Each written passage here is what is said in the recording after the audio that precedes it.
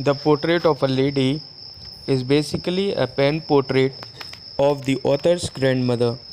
It does not have any explicit message.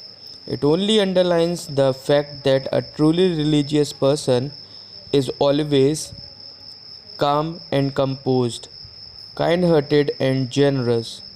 Such a person was the author's grandmother.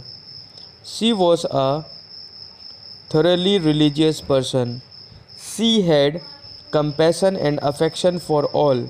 She generously fed dogs and sparrows.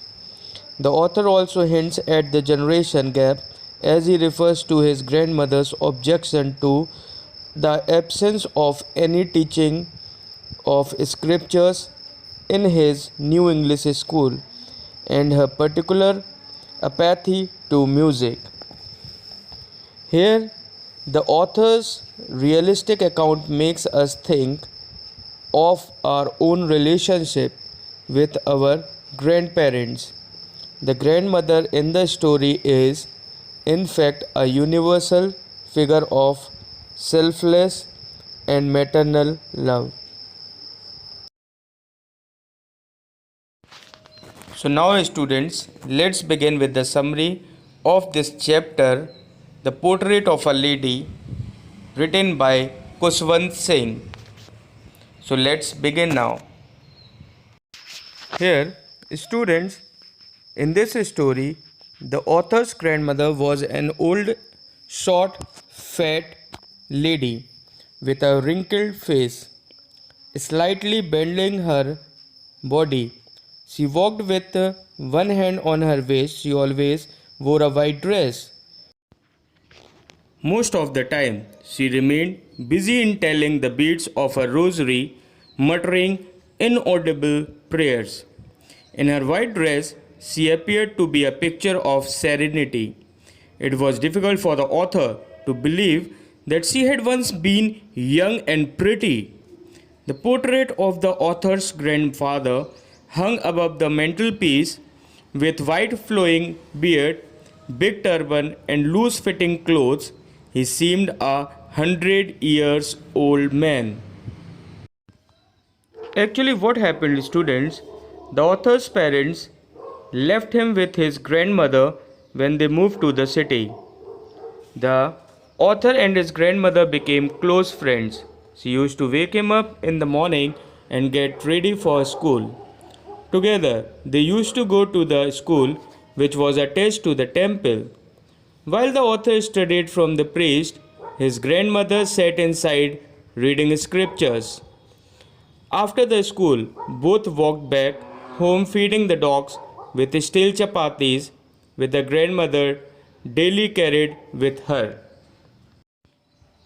And when the author's parents were comfortably settled in the city, he and his grandmother also moved to the city. Now he began to attend an English school. The grandmother could not help him in his studies, so their close friendship faded now. The grandmother was unhappy because the author was not given religion based education. She was shocked and pained when she learned that the author was being given lessons in music. To her, music was meant for harlots and beggars. So, slowly, as the time was passing, now the author joined the university. He was given a separate room. The common link of friendship was snapped now. The grandmother accepted her seclusion with resignation. She rarely left her spinning wheel to talk to anyone. From sunrise to sunset, she sat by her wheel spinning and reciting prayers. Only in the afternoon she relaxed for a while to feed the sparrows. It used to be the happiest half hour of the day for her. When the author decided to go abroad, she was upset.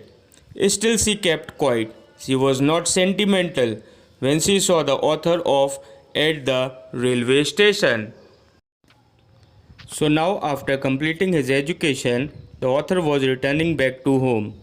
So when he returned after 5 years, he was surprised to find the grandmother receiving him. There was no change in her appearance. The next day she collected the women of the neighborhood, got an old drum, and began to sing. She tied herself beating the old drum and singing old songs of the homecoming of warriors. She was so happy and excited that she skipped her prayers for the first time. The next morning she fell ill. She announced that her end had come. She stopped talking and lay peacefully in her bed, praying and telling her beads. Suddenly, her lips stopped moving and the rosary fell from her hand. Her friends, the sparrows, came and sat silently around her dead body. The author's mother fetched some bread, broke it into pieces, and threw it to them. But the birds paid no attention to the crumbs. When the dead body was carried away for funeral, they also flew away from there.